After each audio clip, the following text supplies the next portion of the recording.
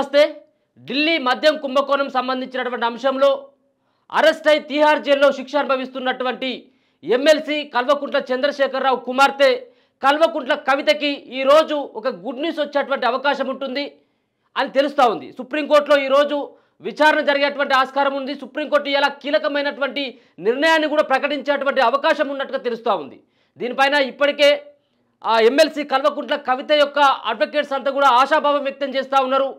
ఇప్పటికే తెలంగాణలో మాజీ మంత్రులు అంటే బీఆర్ఎస్ పార్టీలో పనిచేసినటువంటి మాజీ మంత్రులు అయినటువంటి ఎవరైతే వేముల ప్రశాంత్ రెడ్డి కావచ్చు, ఇంకొక పక్కన శ్రీనివాస్ గౌడ్ కావచ్చు, ఇంకా చాలామంది బీఆర్ఎస్ పార్టీకి సంబంధించినటువంటి సీనియర్ నేతలంతా కూడా ఢిల్లీకి వెళ్ళినటువంటి పరిస్థితి కనపడతా ఉంది. ఇదే నేపథ్యంలో కల్వకుంట్ల కవితకి ఏమైనా బెయిల్ వస్తుంది కావచ్చు అన్నటువంటి ఊహాగానాలతోటే వాళ్ళు ఢిల్లీకి వెళ్ళినట్టుగా తెలుస్తూ ఉంది. ఒక పక్కన ఇప్పటికే తన యొక్క అనారోగ్యమైనటువంటి కారణాలతోటి నానా రకాలుగా అంటే చాలా దఫాలుగా లోయర్ కోర్టులో బెయిల్ కూడా నిరాకరించడం జరిగింది. ఆమె హైకోర్టుకు వెళ్ళడం జరిగింది. హైకోర్టుకు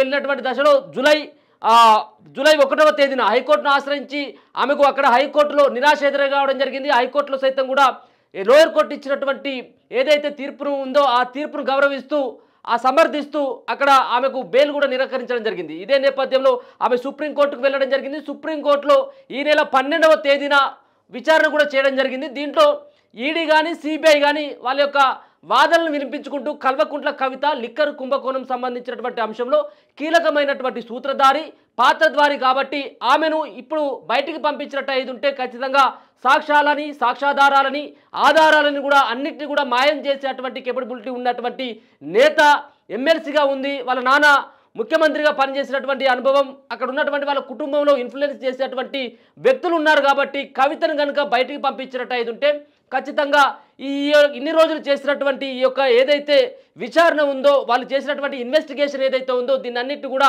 వృధాగా పోతుందన్నటువంటి భావనని సుప్రీంకోర్టు ముందు చెప్పడం జరిగింది.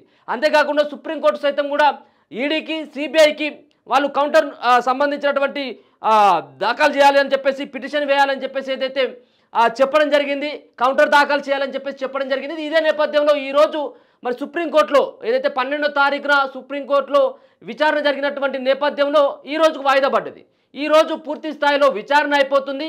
పూర్తి స్థాయిలో సుప్రీంకోర్టు సైతం కూడా ఈ సంబంధించినటువంటి అంశంలో కవిత పట్ల కొంత సానుకూలంగా వచ్చేటువంటి తీర్పు ఉంటుందని చెప్పేసి అనుకుంటా ఉన్నారు. ఎందుకంటే ఇదే సంబంధించినటువంటి ధర్మాసనం జస్టిస్ గవాయికి సంబంధించినటువంటి ఏదైతే ధర్మాసనం ఉందో ఈ ధర్మాసనమే ఇక్కడ ఈ లిక్కర్ కుంభకోణంలో కీలకమైనటువంటి వ్యక్తులకు అంటే ఈ లిక్కర్ కుంభకోణంలో సూత్రధారులు పాత్రధారులు అనేక రకాలైనటువంటి ఆరోపణలు ఉన్నటువంటి వ్యక్తులు ఎవరైతే ఉన్నారో ముగ్గురు వ్యక్తులకి కూడా సైతం ఈ ధర్మాసనమే సుప్రీంకోర్టు ధర్మాసనమే మరి వాళ్ళకు బెయిల్ మంజూరు చేయడం జరిగింది. దీనిలో చూసుకున్నట్టయితే ఉంటే అభిషేక్ బోయినపల్లికి కావచ్చు, సంజయ్ సింగ్ కావచ్చు, రీసెంట్గా బెయిల్ వచ్చినటువంటి ఢిల్లీ ఉప ముఖ్యమంత్రిగా పనిచేసినటువంటి మనీష్ సిసోడియాకు సైతం కూడా మొన్ననే బెయిల్ ఇచ్చినటువంటి ధర్మాసనం ఈరోజు సైతం కూడా కవిత పట్ల కూడా సానుకూలంగా అంటే 5 నెలలు అవుతా ఉంది.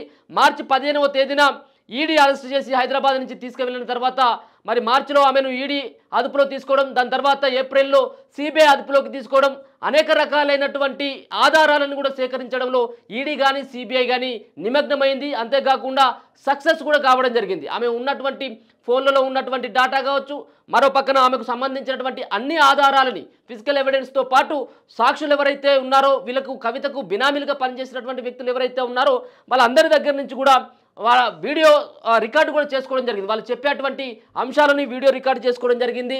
అంతేకాకుండా పూర్తిగా కల్వకుంట్ల కవితే వెనుకొండు నడిపించడం జరిగింది. కల్వకుంట్ల కవితే ఈ లిక్కర్ కుంభకోణంలో 100 కోట్ల రూపాయలని గోవా ఎన్నికల్లో పంజాబ్ ఎన్నికల్లో ఆమ్ ఆద్మీ పార్టీకి పెట్టుబడిగా అంటే ఎన్నికల్లో పెట్టుబడిగా ఈమెకు లిక్కరు షాపులను అప్పగించినట్టయితుంటే దానికి బదులుగా కల్వకుంట్ల కవిత వాళ్ళకి డబ్బులు ఇచ్చింది అన్నటువంటి ఆరోపణల్ని వాళ్ళు సాక్ష్యాలని కూడా సేకరించడంలో ఈడీ కానీ సిబిఐ కానీ నిమగ్నమైపోయింది.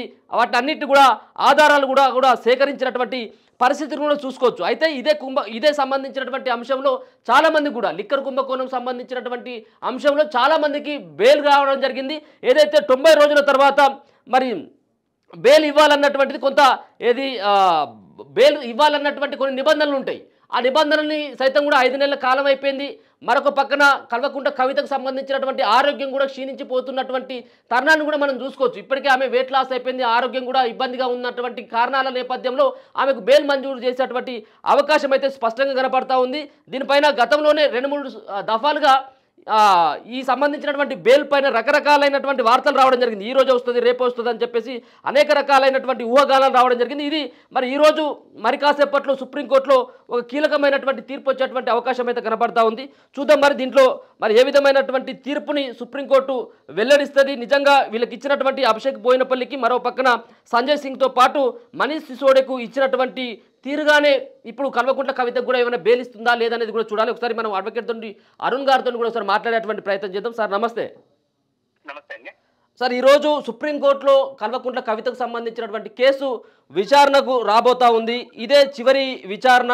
ఈరోజు సుప్రీంకోర్టులో కవితకు అనుకూలంగా తీర్పు వస్తుందని చెప్పేసి కల్వకుంట్ల కవితకు సంబంధించినటువంటి అడ్వకేట్స్ కొంత ఆశాభావాన్ని వ్యక్తం చేస్తూ ఉన్నారు.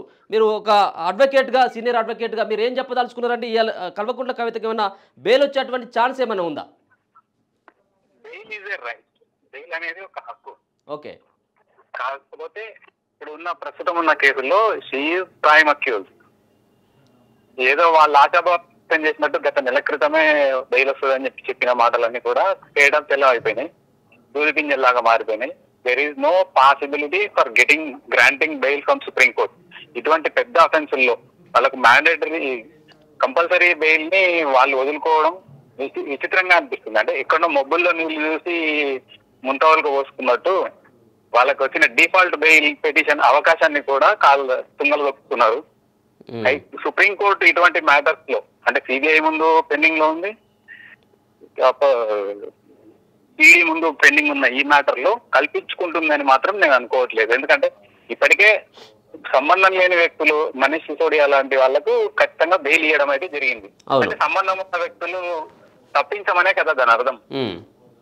ఖచ్చితంగా బెయిల్ ఈ రోజు వచ్చే అవకాశాలు అయితే నాకైతే కనిపించట్లేదు.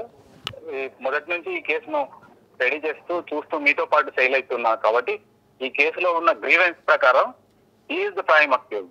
ఓకే. అరవింద్ కేజ్రీవాల్ కూడా గతంలో బెయిల్ ఇవ్వడం జరిగింది, ఇంటరిమ్ బెయిల్ ఇవ్వడం జరిగింది. అంటే ప్రధాన ముద్దాయిగా కవితనే ఉంది కాబట్టి ఇంకా ఈమె ఎవరి మీదకి తోయలేదు. అడ్మిట్ అయినా కూడా కేసు అంతా కూడా ఆమె మీదకే వెళ్తుంది కాబట్టి అడ్మిట్ అయ్యే అవకాశాలు లేవు, ఆమెకు బెయిల్ వచ్చే అవకాశాలు కూడా ఇప్పట్లో దరిదాపుల్లో కనిపిస్తాయి. అంటే ఈ కేసు విచారణకు సంబంధించినటువంటి అంశంలో అన్ని ఆధారాలను మనం సేకరించడం జరిగింది. అసలు ఆమెను ఇంకేం విచారిస్తారో ఇప్పటికి దాదాపుగా 5 నెలల కాలం అయిపోతా ఉంది. మరి ఏదైతే డిఫాల్ట్ సంబంధించినటువంటి బెయిల్ అనేది కూడా 3 నెలల తర్వాత ఇవ్వాలన్నటువంటి కొన్ని రూల్స్ ఉంటాయి కదా, వీటిని అన్నిటి కూడా పరిగణలోకి తీసుకొని ఇవ్వచ్చు కదా. దీంట్లో మనీష్ సిసోడియా లాంటి వ్యక్తి, అంటే ఈ యొక్క మద్యం పాలసీకి నాయకత్వం వహించినటువంటి మీన్స్ ఆయన ఎక్సైజ్ శాఖ మంత్రిగా పనిచేసినటువంటి మనీష్ సిసోడియాకి బెయిల్ వచ్చినప్పుడు కల్వకుంట్ల కవితకు ఎందుకు రాదు అని చెప్పేసి అనుకోవచ్చు.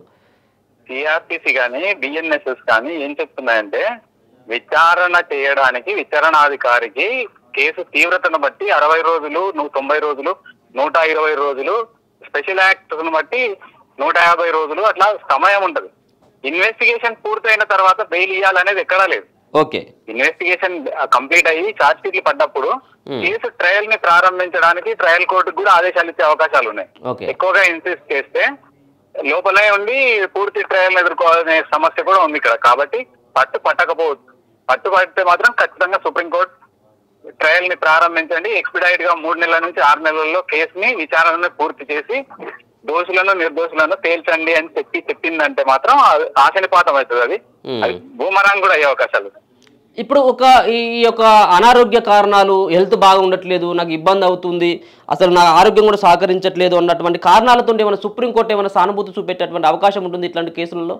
సమస్యనే లేదు. హైటెక్ ట్రీట్మెంట్ అక్కడ దొరుకుతుంది. అవసరాన్ని బట్టి ప్రభుత్వం జైళ్ల శాఖకు ఆదేశాలు జారీ చేస్తుంది. ఎంత పెద్ద డాక్టర్నైనా పిలిపించడానికి, ట్రీట్మెంట్ ఇప్పించడానికి వసతులు ఉన్నాయి. అందరి ఖైదీలాగానే కవిత గారు కూడా, అంతే తప్ప is not at all exempted. Is also accused. Is facing the charge sheet accused number 1 and 2 ఆ హోదాలో ఉంది. కాబట్టి ఎట్టి పరిస్థితిలో there is no privilege for anybody. చట్టము సమానులే అని చెప్పడానికి కవిత, అరవింద్ కేజ్రీవాల్ కేసులు ఒక ఉదాహరణ. ఓకే. మీకున్నటువంటి అవగాహన ఎక్స్పీరియన్స్ ప్రకారం అయితే ఖచ్చితంగా కవితకైతే బెయిల్ రాదన్నటువంటిది అయితే మీరైతే చెప్పదలుచుకున్నారు. ఖచ్చితంగా బెయిల్ వచ్చే అవకాశం లేదు. సమీప భవిష్యత్తులో కూడా బెయిల్ వచ్చే అవకాశాలు కూడా కనిపించట్లేదు. ఎప్పటి వరకు రావచ్చు ఒకవేళ వస్తే? ఒకవేళ ఆమె సుప్రీంకోర్టు స్పందించి ఎక్స్పీడైట్ గా 3 నుంచి 6 నెలల్లో ట్రయల్ ని కంప్లీట్ చేయమని ఆదేశించకుంటే ఒక 3 నెలల తర్వాత వచ్చే అవకాశాలు కనిపిస్తాయి. Okay sir. అయితే బెయిల్ వచ్చే అవకాశాలు. Okay sir, thank you so much. Okay, senior advocate గారు, హైకోర్టు అడ్వకేట్ మరి అరుణ్ గారు చెప్తున్నటువంటి అంశం బెయిల్ రాదు అన్నటువంటి అంశాన్ని ఆయనకు ఉన్నటువంటి అవగాహన ప్రకారం, ఆయనకు ఉన్నటువంటి ఎక్స్పీరియన్స్ ప్రకారం ఆయన చెప్తున్నటువంటి అంశం.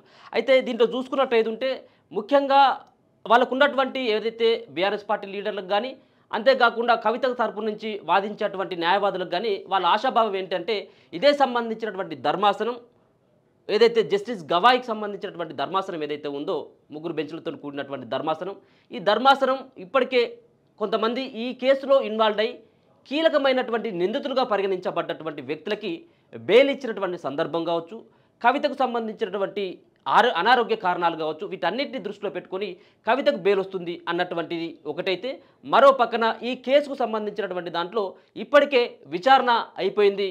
ఆల్రెడీ ఇప్పటికే 90% విచారణ అయిపోయింది కాబట్టి కవితకు బెయిల్ ఇవ్వాలి అని చెప్పేసి వాళ్ళైతే భావిస్తూ ఉన్నారు. ఇదే సంబంధించినటువంటి అంశాన్ని సుప్రీంకోర్టులో మరి కాసేపట్లో కవిత తరపున లాయర్లు వాదించేటువంటి అవసరం ఉంటుంది. మరో పక్కన మొన్ననే 12వ తేదీన ఏదైతే ఉందో 12వ తేదీన సిబిఐకి, ఈడీకి మరి సుప్రీంకోర్టు కూడా కొన్ని చివాట్లు పెట్టడం జరిగింది. దీనిపైన కౌంటర్ పిటిషన్ వేయాలి అని చెప్పేసి ఈరోజు కీలకమైనటువంటి విచారణతో పాటు కీలకమైనటువంటి ఏదైతే ఈ తీర్పు కూడా వచ్చేటువంటి అవకాశం ఉంటుంది. మరి కాసేపట్లో కవితకు సంబంధించినటువంటి అంశంలో బీఆర్ఎస్ పార్టీ నేతలైతే మరి వాళ్ళైతే కొంత ఆనందాన్ని వ్యక్తం చేస్తూ ఉన్నారు, వాళ్ళు ఆశాభావాన్ని కూడా వ్యక్తం చేస్తూ ఉన్నారు. చూద్దాం మరి కాసేపట్లో 5 నెలలుగా జైల్లో ఉంటున్నటువంటి తిహార్ జైల్లో మద్యం కుంభకోణంలో శిక్ష అనుభవిస్తున్నటువంటి కవితకు మరి సుప్రీంకోర్టు ఏ విధమైనటువంటి తీర్పును వెల్లడించబోతుందనేది కూడా కొంత ఉత్కంఠమైనటువంటి పరిస్థితి అయితే కనపడతా ఉంది. చూస్తూనే ఉండండి మన తొలి వెలుగు.